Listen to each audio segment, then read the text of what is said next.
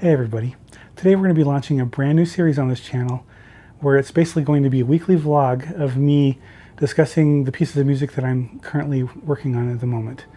I'll be discussing software techniques. I'll be discussing maybe some of the challenges that I'm having with taking an idea and following through with the way that I want to. You know, like I'm here at point A, but I need to get to point Q, and I'm having trouble over here, right? So I might work through some of those problems in real time with you watching. I don't plan on this being too long each episode, but I'll be in depth. And after I finished working through a piece of music, the next following week I will publish it here on this channel as well. And that way you guys can get to hear the finished product of the things that I've been laboring over. I'm not looking at this as any kind of like a self-promotion thing, nor do I feel like I'm a fantastic composer, that I even warrant that. But this is going to be more, I think I'm looking at this more as like music therapy for me. I tend to communicate the best through music. And I am, with all of the things that has been happening in my life this past year and a half, I've got a lot to say, and I really need to work out some of my issues, but just work out some of my unspoken feelings through the music. And so some of this is going to be very self-centered because it's going to be for me to express. Hopefully also later down the road I will be discussing things like my favorite composers and the pieces that I love about them, maybe some music history. I have a big fascination and interest in that as well. And although my name on YouTube is Music History Nut, so it's interesting that I have not posted any videos on music history yet. That'll change.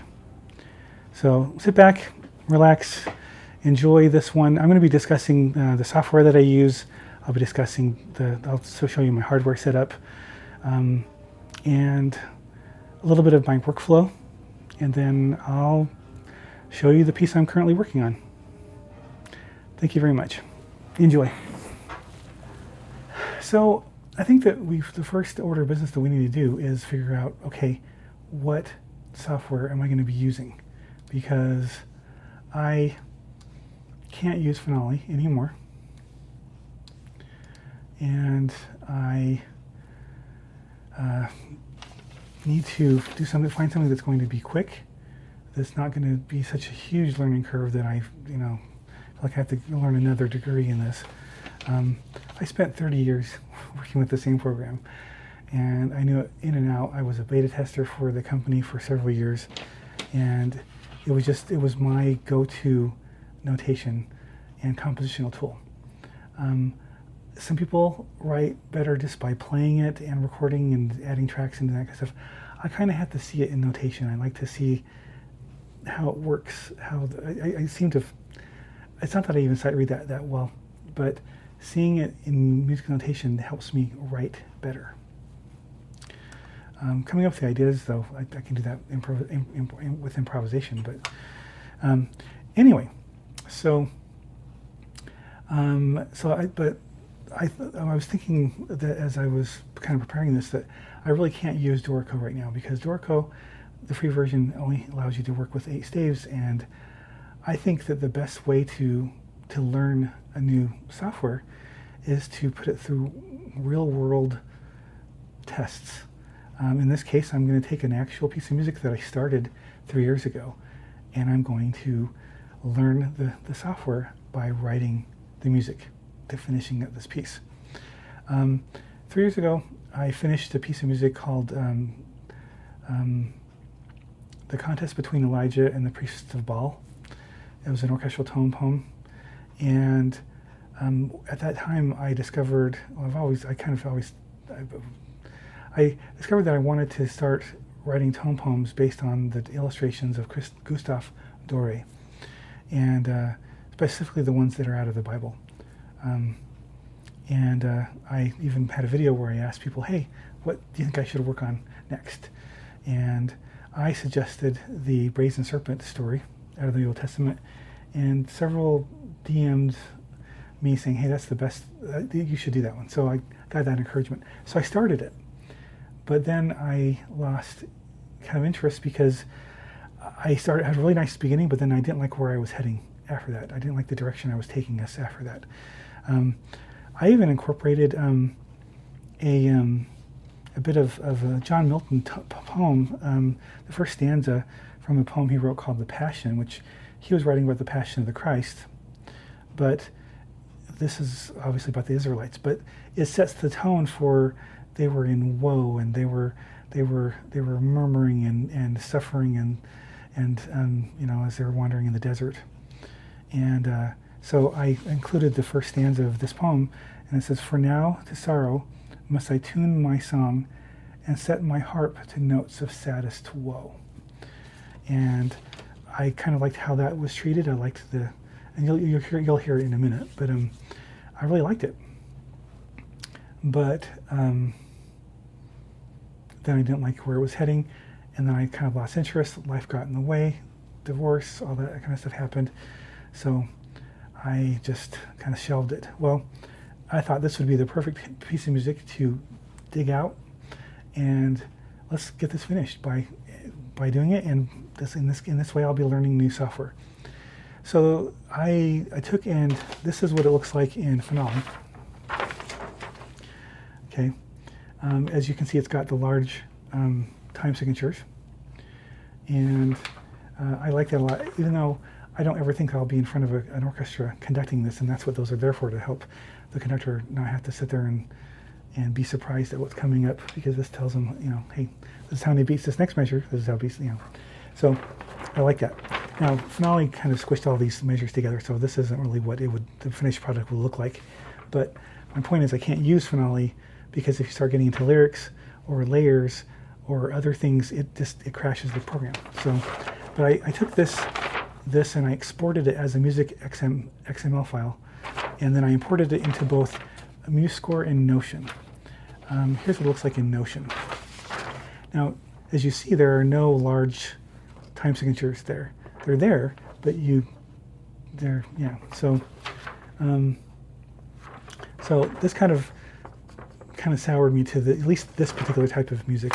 And it doesn't appear that Notion has been updated in the past 3 or 4 years, so I don't know if that's going to be another tale like Finale, where they just don't continue supporting it. I hope they do, though. It's a nice app, especially for the iPad. Oh, I love it. But then I imported it into MuseScore. Now MuseScore, you can see it does do the large time signatures, but if you notice with the choir, it turned all of most of my choir notes into MIDI percussion map, and I had to fix that. I have fixed it since I printed this, but so it, as a file, imported it. Looks good. Looks fine. Looks good. Now, I've noticed after the fact that while it imported those large time signatures, and Finale has them kind of like this, where they're this, like, over this group, over this group, over this larger group, over this group. Well, in MuseScore, if you want to do it, you have to put it on every single one of the staves, and so it looks really messy. I'm sure there's a way to, they do have some workarounds, but I haven't really delved into that too much. So that's what we're going to be looking at today, is this piece of music. I started this, and I love it. I liked the beginning of this, but then I kind of fell out of love with it after I was messing around with MuseScore a little bit more. Right now we are in MuseScore. There's a lot of instruments on this, so I will not be able to show all of them at once. But I will be. I don't know how. I don't even need to have the piano showing right now. But in fact, I probably. Well, I'm still going to keep it like that. I wish I could just make that in the background. But okay. Long story short.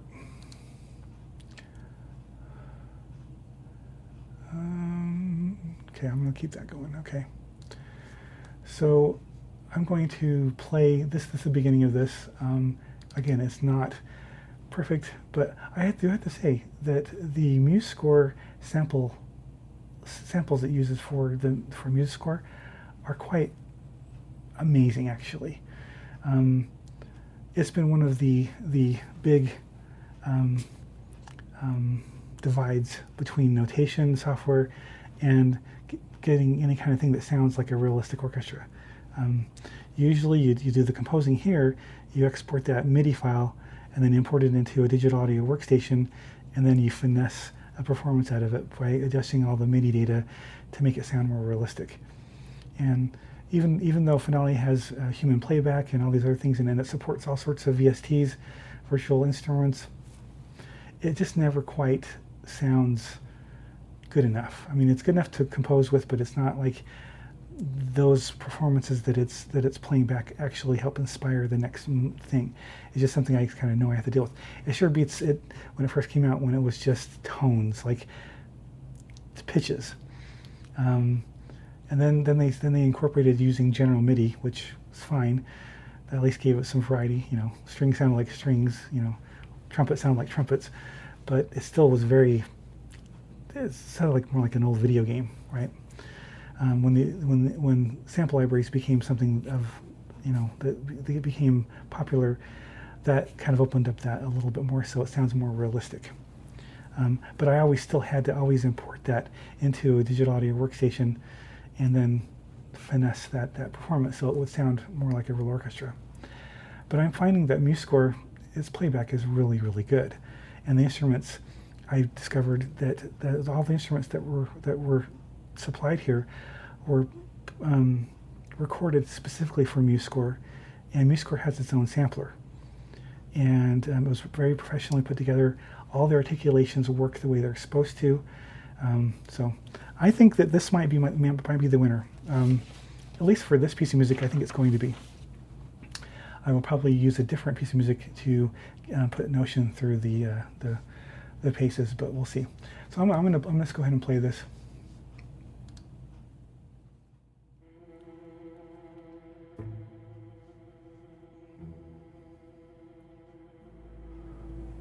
So I've got piano and chimes doing this kind of a pulse here, and then the choir comes in with the strings doubling.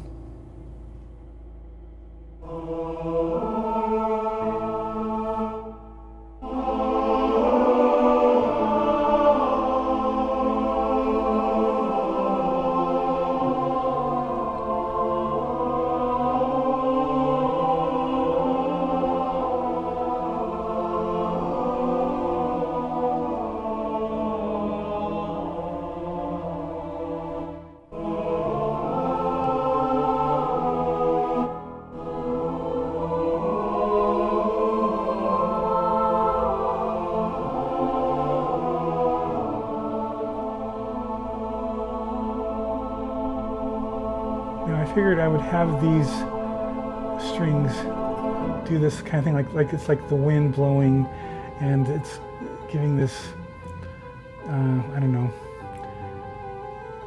difficult, you know, things. And I have the horns coming in here, and then I have this little. This is where I started not liking it.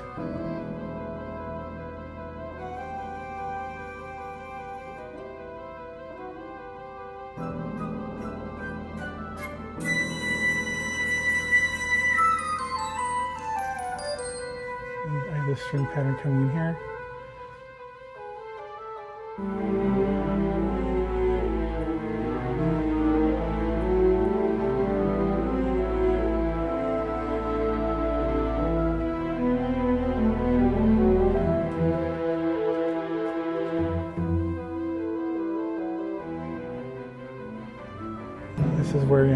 This is where I started going downhill.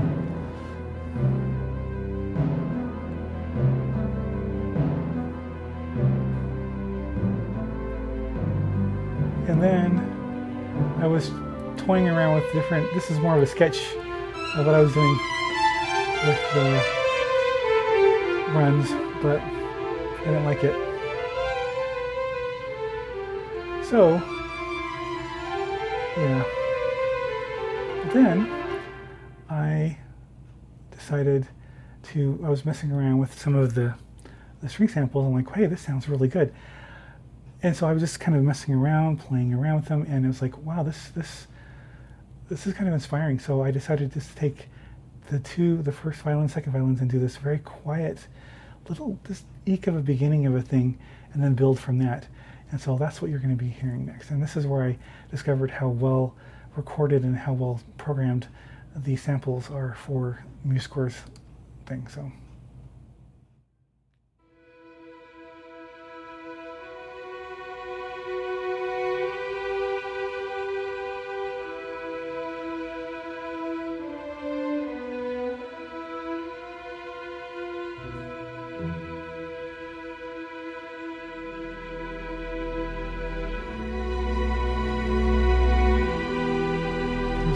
Gorgeous.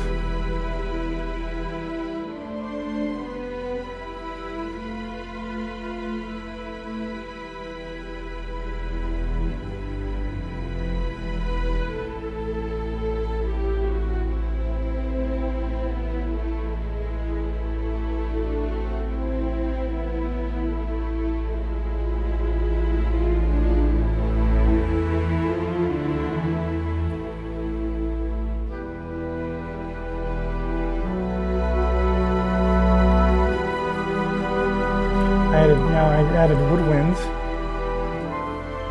up here, a little different harmonic structure. And then I add the brass coming in. Add this strings to this little tremolo section. Then I have horns coming.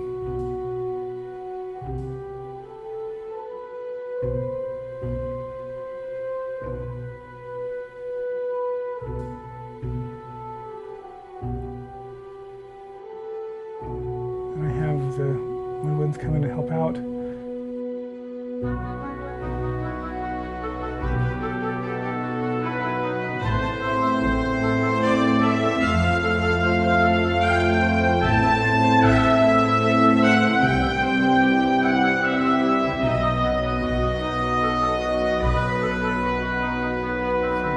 that's where I've taken it to this point.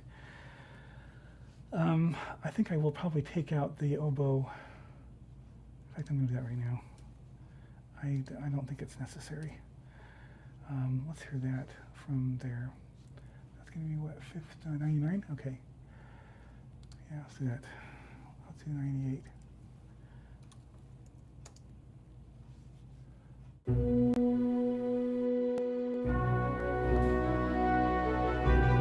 Yeah, so now the strings and the flute are doing that run.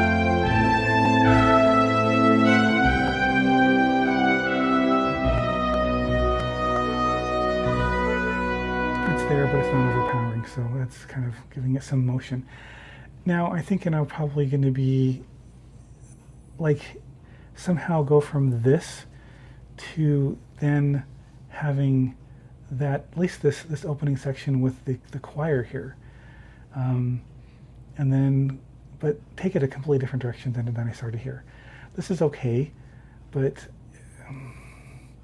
yeah, I want it to be a little more hurried, rushed,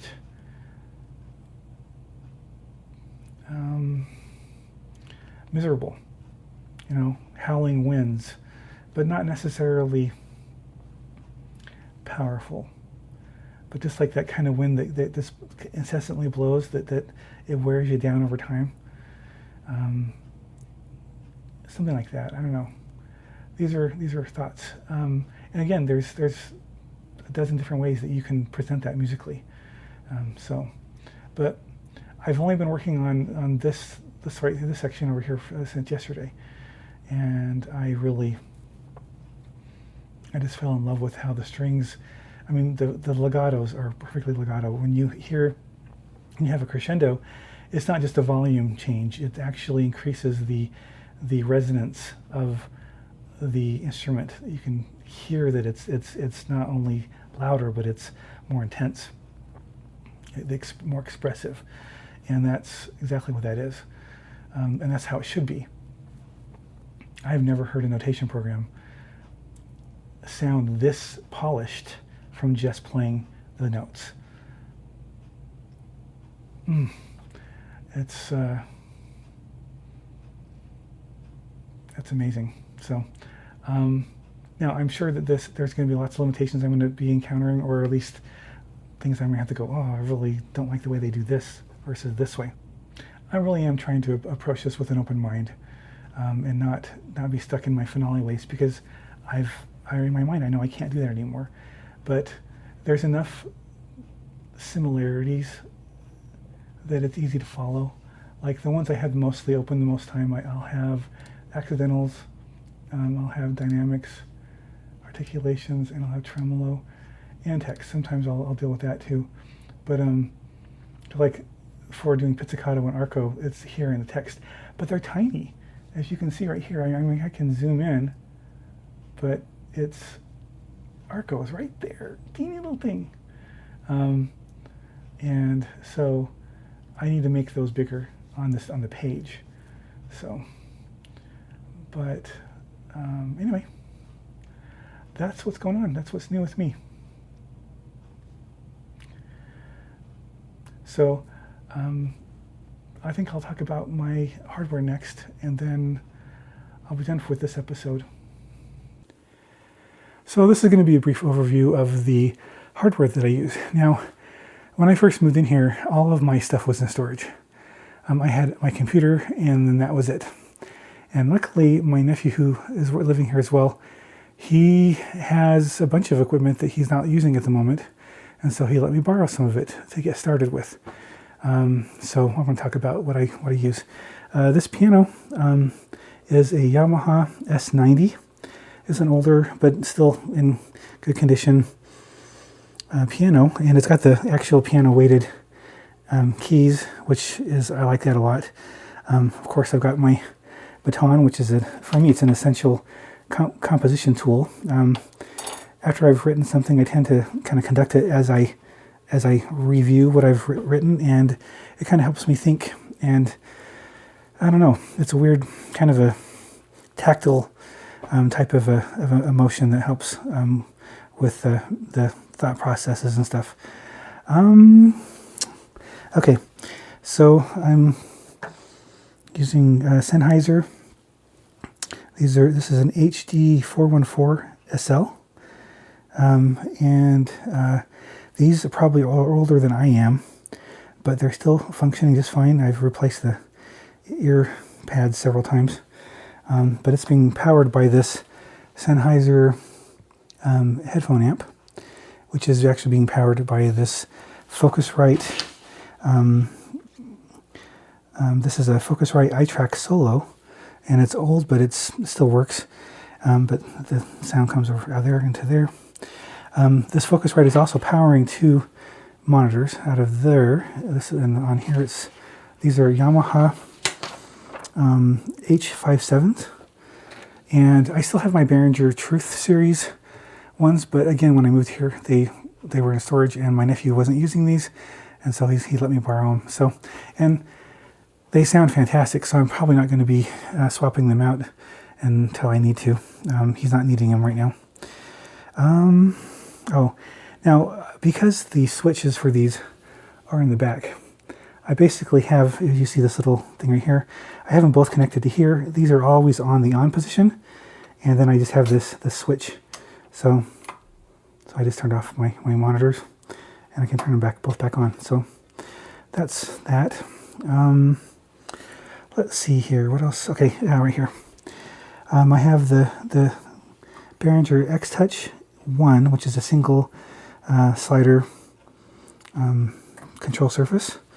It's going to actually be, eventually, it's going to be next to my keyboard, my mouse on this tray, except for this is too shallow of a tray. I need to go a little deeper because this knob doesn't clear it. So I'm going to be getting a deeper one of these. But until then, it's over there on the side. Let's see, my computer. My computer is a MacBook Pro 16-inch M3 Max with 36 gigs of RAM. It's right here. And it's got 1 terabyte of memory. I have it hooked up to all sorts of external drives, like there's one up here, and then I've got this one that holds about 12 terabytes. And that helps me with all of my software and movie files and editing, that kind of thing. Last but not least is my TV, which is actually my computer monitor. Again, when I moved here, I didn't have access to any of my stuff that I had, but I did have a TV. I did have a Vizio 50-inch QLED TV, and I used that as a monitor, and I loved it. Everything was crisp and clear. Even though this is a full score that has oodles of instruments, I can clearly read all of this at the same time. But obviously when I work on things, I like to zoom in and isolate things. But right now, as you can see, even from this far away, I can pretty much read that score. And it's nice and crisp and clear. The colors are really nice. This is a... I had to replace that Vizio because it got old. It was old anyway, and it started going out. So I replaced it with this 50-inch Hisense QLED QD6 series. It's being supported on my nephew's monitor stands. And I have it separate from the desk because I use this desk as a sit-stand desk. And so I can raise it and lower it as needed. I like to stand sometimes. It helps with my circulation and keeping myself from sitting too much. This right here is just for doing the podcast or the vlog.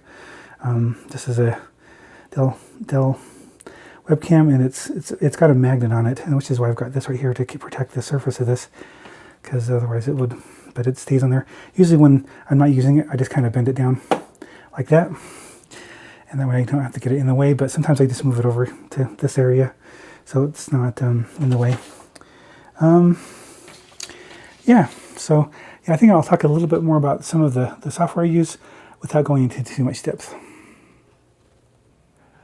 Most of my unfinished original compositions are still in the Finale format, which I need to basically open up all these in Finale and export all of them as music XML files so that I can then retain that data and import them into other notation programs or into digital audio workstations and try to finish them out.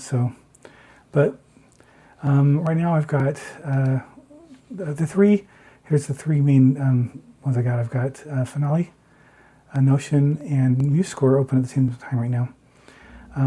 This was the here it is in Finale. This is the Brazen Serpent, the opening that I talked about earlier. This is what it looks like in Finale. I really like the big numbers.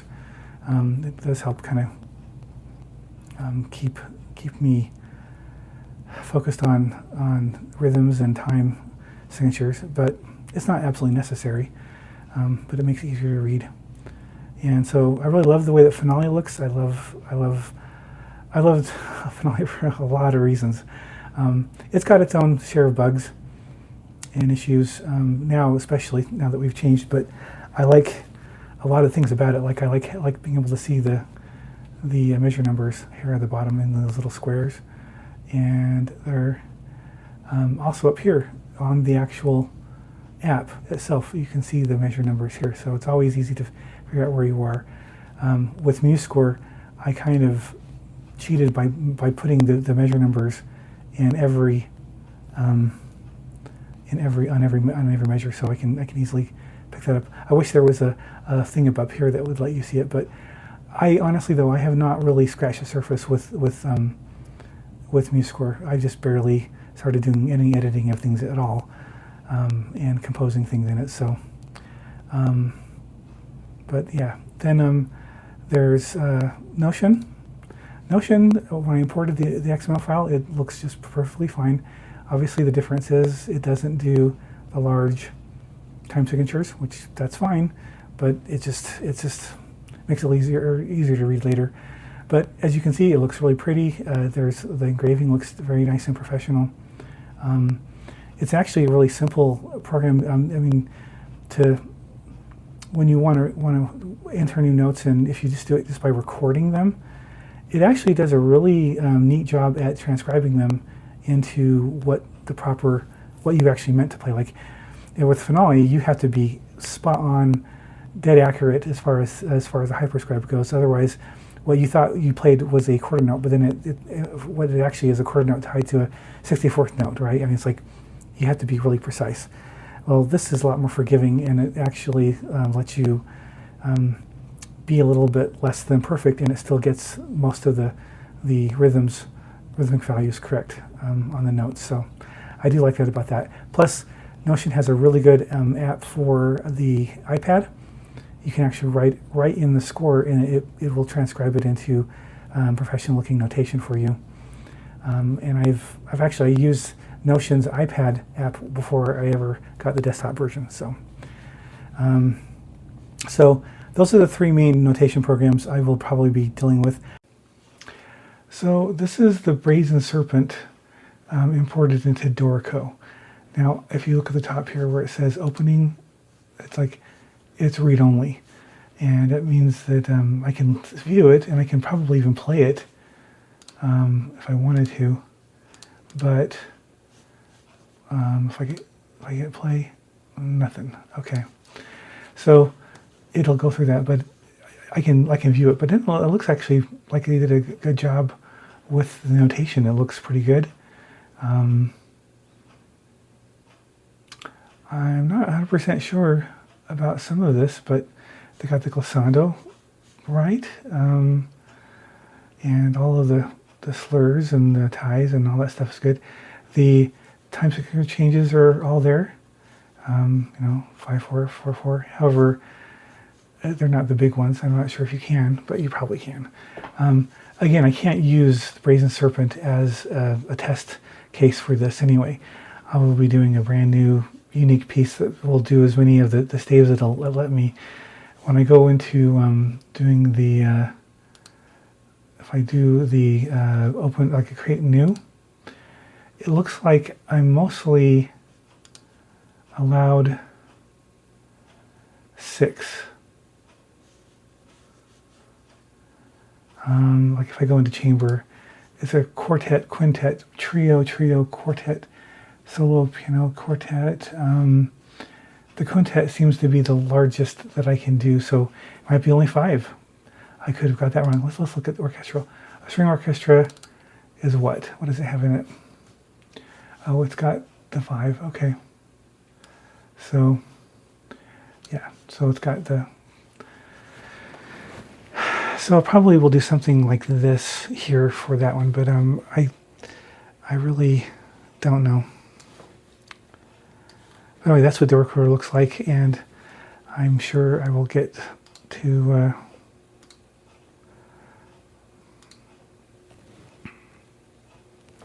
does this let me? Oh yeah, it uses the Finale note or number pad.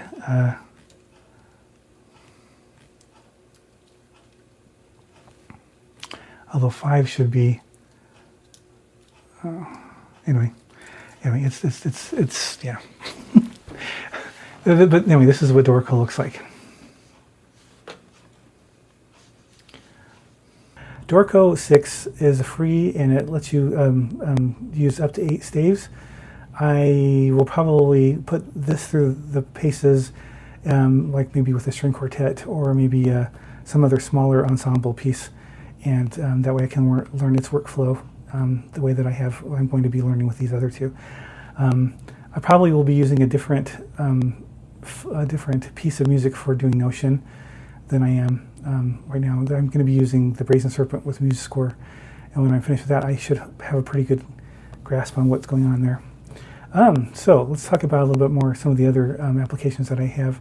For the sample libraries, I tend to use, I've got Garrickton Personal Orchestra, which you don't see here, Musio, which is, well, they do have two versions. It's a subscription service, which you can pay for every year, or a one-time download or one-time purchase of everything that they have currently available at the time.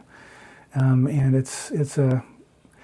you still have to have an internet connection in order to use it, but the samples are amazing. But then there's a lot to choose from. I really enjoy it. I highly recommend looking to that. And I had bought the East West Hollywood Choirs, which uses Opus. So there's that. I use that quite a bit for any choral work that I try to do. I do have the 8Dio anthology strings, so that's always there. I have the Spitfire Audio BBC Symphony Orchestra, which is fantastic. It sounds amazing, but it's pretty heavy on the resources. The way it looks like I can probably use this any way I want to in MuseScore. Its MIDI capabilities are a lot better. I do use Kontakt for the anthology strings, so that's pretty much it for the software. For my digital audio workstations, I use Waveform and I use Logic Pro. I use this one mostly, Waveform, for doing the MIDI data editing to kind of finesse those performances out of my sample libraries. And then I use Logic Pro mostly to do the mixing and mastering of those files. It's got better reverbs, it's got better, I think it's just a smoother thing. And sometimes though, I'll do the MIDI editing here as well, so it all depends. But yeah, that's it in a nutshell for the software that I use. I'll talk maybe a little bit, maybe next week a little bit about what I use for doing my actual video logs with the cameras and the setup that I use for that. So anyway, so that's basically everything in a nutshell. We discussed the piece of music I'm working on, which is the Brazen Serpent. I think we've determined that I'm going to be using MuseScore for this particular piece of music. I think I will be using unique pieces of music to test each of the other notation programs, really to give them so I can run them through the paces and really get in depth, which is what I need to know. But I think we're going to focus on the Brazen Serpent in MuseScore. This particular episode was long, and I apologize for it, but it's mostly because we did the introduction to my hardware setup and then the software setup, which we won't need to do next week. Next week we're just going to jump right back into the Brazen Serpent. We'll see what progress I've made. We'll discuss any problems I feel like I'm having or roadblocks that are in the way, and move on from there. So, and then maybe down the road, if this is something that is well received, I might do a long form video where I'm including you in the process of composition. Instead of just showing you what I've been doing or working out some ideas, on the very surface level, we get into more in depth about, here's some improvisation. I take something like from there and go, okay, I like this idea, let's develop this. So anyway, thank you so much for staying with me till the end of this video. We will see you next week as we dive right back into the Brazen Serpent. Have a wonderful week.